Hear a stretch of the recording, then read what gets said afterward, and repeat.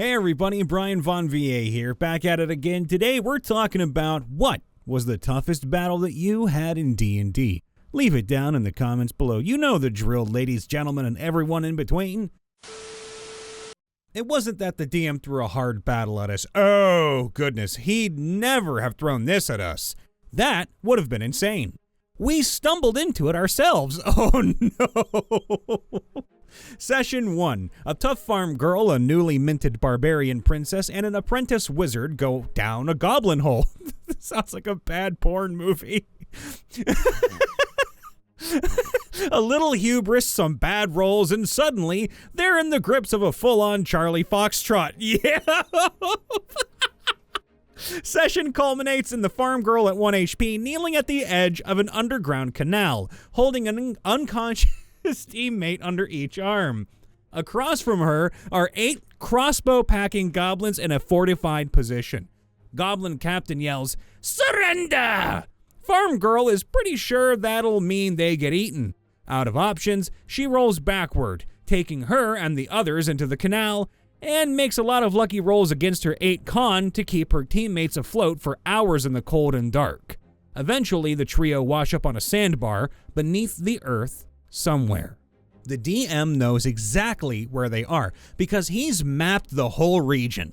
He scratches his head awkwardly and says, you all should probably roll new characters. I'm not gonna lie. Your current character is at the bottom floor, back door, exit of a dungeon. That's way above your level, and the only ways back to civilization are up through that dungeon or trekking miles upriver to try the goblins again. Ah, crap. Well, them's the breaks. Let's do this. Session 2 begins. The average party HP is negative. In the dark, no food, hardly any gear. First level characters in a level 10 dungeon. Oh boy. Once everyone is conscious, we start to move. No looting, no killing, no investigating, except to figure out what to avoid. Every decision is life or death. Hide, run, pray, maybe, just maybe, reach the surface. Our odds are, to put it lightly, grim. The dungeon turns out to be the laboratory of a near-epic necromancer whose ruthless experimentation taught him to create sentient undead by manipulating his victims into extreme psychological distress before killing them. He'd experimented with different longings: hunger, greed, love, lust, grief, loneliness, fear, and all the resulting creations were, of course, still down there, doing what the ravening undead do, lying in wait for the living.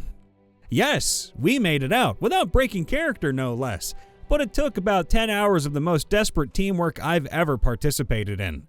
When the front door finally crashes open, only the barbarian princess is conscious. She's carrying the negative 2 HP farm girl over one shoulder and the negative 5 HP, strength-drained, immobilized apprentice wizard over the other. She steps into the sun victoriously and cries, "Yes!" She hears a metallic scrape and turns to find the dungeon's front door guardian uncoiling to life. A monstrous mechanical snake of hardened metal. Its mouth clacks open and arcs of lightning jump across its teeth. It's a CR-10 bronze serpent.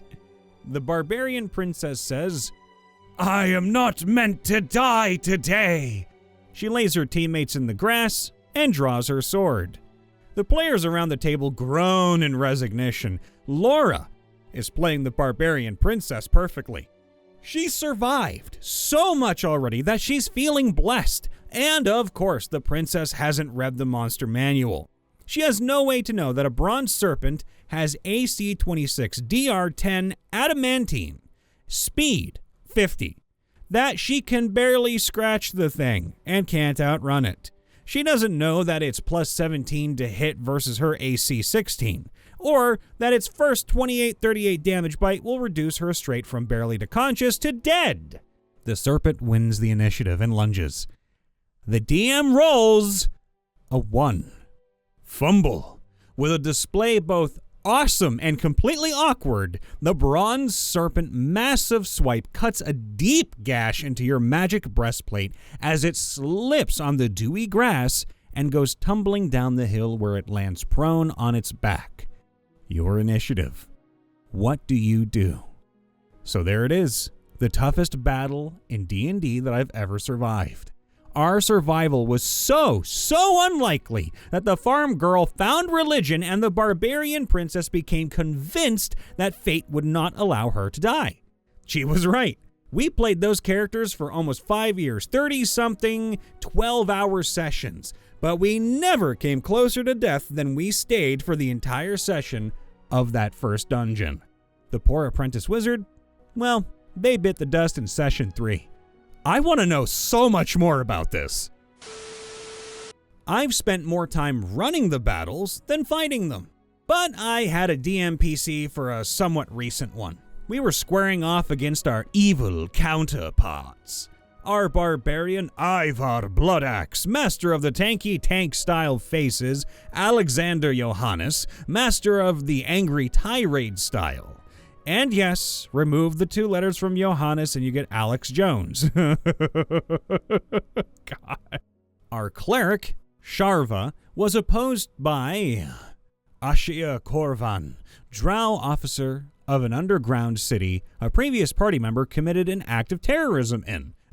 Our bard, Harriet Solo, was opposed by Philra Argent, a bard with the Sterling violin, an artifact giving her the powers displayed in Lindsay Sterling videos.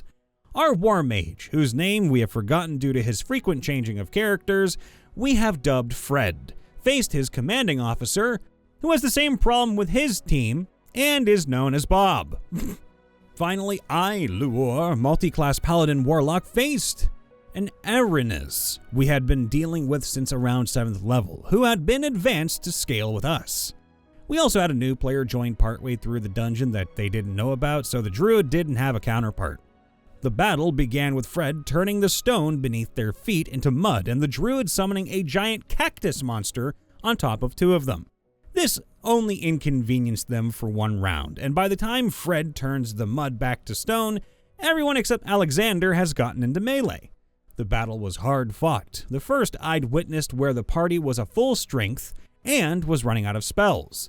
My character had managed to acquire enough magical gear to raise her AC to the mid-50s. The Arenes had the improved critical feat and a keen longsword. She's not accustomed to actually being in danger of dying. One by one, our enemies were teleported out via a contingency spell that went off when they were defeated, until only the Arenes and Aisha remained. They admitted defeat and teleported out. All told, the cleric was out of healing, everyone was near death, and we learned that they had murdered our apprentices while we were dungeon crawling. How fun! An army of 2,000 goblins, and mine was a party of 5. It wasn't like we could sneak around, oh no. We'd come over a hill to find the army trooping our way, and they'd already seen us. The surrounding terrain thankfully funneled them into a confined area, but the word outnumbered was grossly inaccurate. We had support coming. We'd been contracted by the kingdom, but that was way behind and we were out here on the pointy end. Me being a half-elf rogue, I made it a point to carry a bunch of vials of oil on my person, and I'd gone with the bow of my people rather than more common crossbows. A little work with some rags and string and a question to the GM, and I was lobbing explosive fire arrows over the horde, timing them so they'd explode in midair and rain down blazing oil. Then our spellcaster, I can never remember what he was, a wizard possibly, used conflagration to make the flames explode again and set even more goblins on fire. Our other party members were pouring fire, that is, arrows and bolts, into the army, while our foolhardy barbarians stood at the front, roaring taunts and generally making a scene. "Yeah, come and get me, kill me, I'm here, kill me!" Even with all the goblins down because of fire and explosions and pincushion imitations, there were still plenty of goblins coming down at us. That story always gets me a free pint at the tavern. I have had several difficult battles during the course of my D&D career, from beholders that I rendered blind with magic and started spewing its eye beams in all directions at random as it freaked out from its blindness, to a lich in its own demi-plane, which he could control the physics of his reality at will. That sounds awful and I hate it. However, the most difficult would be the flying lightning kraken. I hate that. Which was, I think, the DM's response to us prepping flight-based items and spells, believing that, from a great enough height, it wouldn't be able to harm us. We were wrong. Oh, so wrong. Now you might be asking, how could a giant octopus fly? Well, it flew by shooting a jet of ink with such force and pressure, it literally propelled itself through the sky.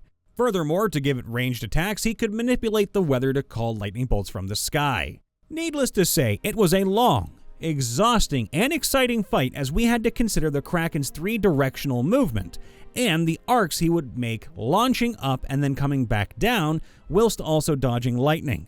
We won in the end, but it was on a razor's edge for almost the entire match. Sounds like something right out of Mario Sunshine. Fighting a boss character in an AL game that was sort of a twin demon thing. I called it Gemini at the time for obvious reasons, not its actual name. If I remember correctly, the module was something to do with the Storm King's thunder, if it sounds familiar to anyone. I was level 3, and the rest of the party were still level 1, and this boss spawned at different ends of a ritual chamber. In addition, I was the only tanky character despite being a 2-weapon fighting champion. So the obvious solution was that I would tank one half of the boss while the other 5 players smacked the other half. Thanks to liberal use of the dodge action, I was holding my own against my target, doing no damage of course, but keeping its AoE away from the rest of the party. And then I decided to push my luck, because I got bored of not rolling dice. I attacked, then popped my action surge. Even managed to crit, did something like 30 damage in one turn with a sword and spear. And then, because I hadn't been dodging, I got hit by a demon-shaped tram, dropping me to maybe 3 HP or something. And the rest of the party were still taking their time wilting the other half of the fight down. And then the fight got a little more fraught. I circled it, disengaged, to pull it further away from them in case I dropped, so it would take at least one more turn for it to reach them. Kept its eyes on me, role-played some cheesy boasts and last words and such, because I seem to roll better when I do that. And my party finally takes the other half down. And then this thing hits me again, and crits. Even at its minimum possible roll of 2 1s, it would cause 6 damage, and the party, which has no spells left for close combat, would most likely die. But then the DM remembers he's attacking at disadvantage, and misses. I took exactly 1 hit in that fight, and it almost killed me, but at the end of the day, Anarion Ledrarion held the line. Did he die? No, he held the line! Everyone, Brian Von VA checking in after the vid. Please make sure to leave some love, leave a like, subscribe, ring that bell, tell your friends, tell your family to leave a comment down below letting us know what the hardest, toughest, most grueling battle you had in any TTRPG ever was. We love you all. Be safe. We'll see you next time. Bye for now.